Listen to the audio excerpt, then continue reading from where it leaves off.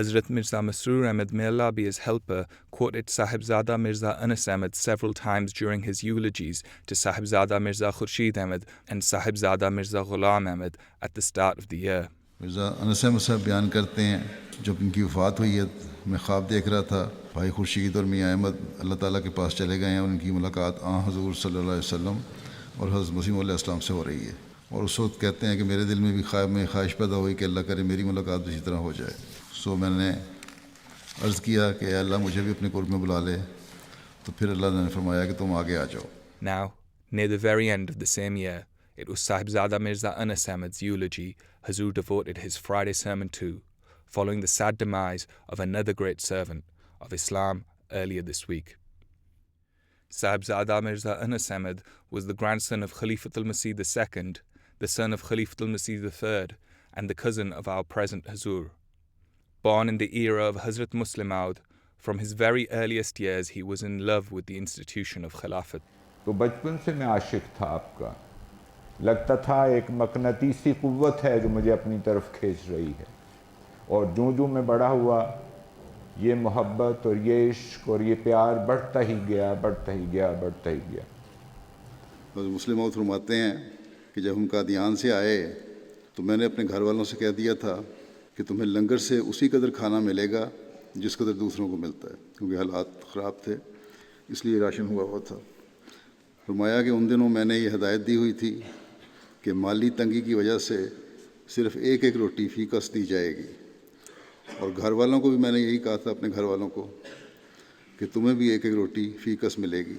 فرماتے ہیں ایک دن میرا پوتا انس احمد روتا ہوا میرے پاس آیا اور مجھے بتایا گیا کہ یہ کہتا ہے کہ ایک روٹی سے میرا پیٹ نہیں بھرتا.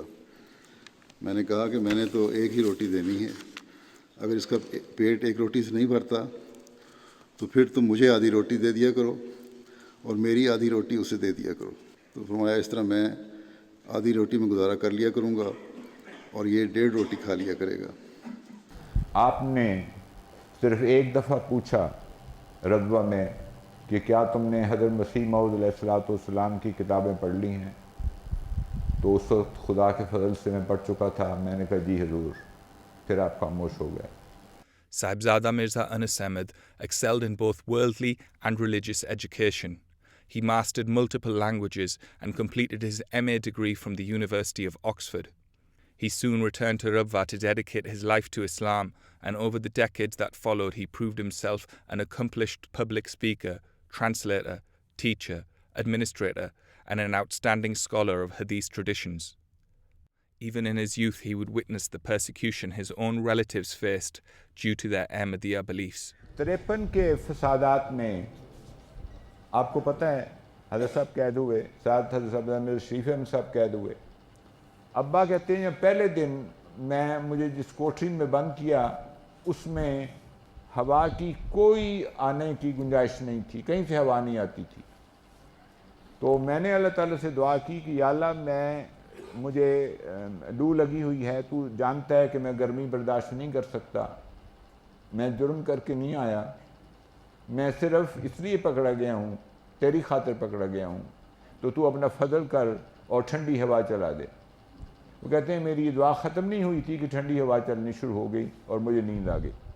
By 1974, extremism in Pakistan had only worsened.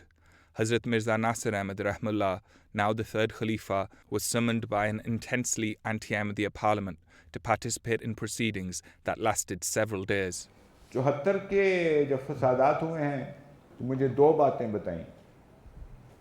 ایک یہ کہ اسمبلی میں آپ نے فرمایا کہ جب بھی مجھ سے کوئی سوال کرتا تھا تو اللہ تعالیٰ مجھے الہام کرتا تھا اس کا جواب، یہ بھی الہام کرتا تھا کہ کس طرح جواب دینا ہے، اور یہ بھی الہام کرتا تھا کہ جواب آج دینا ہے یا کل دینا ہے.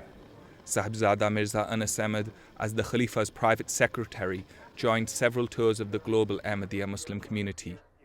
He continued to enjoy this particular honor in the early years of Hazrat Mirza Tahir Ahmad Rahmullah's Khilafat. تمہارے واپس کب؟ رات کو پہنچ گیا تھا. اچھا اتنی جلدی کیا تھی؟ میں درس نہیں چھوڑنا چاہتا تھا.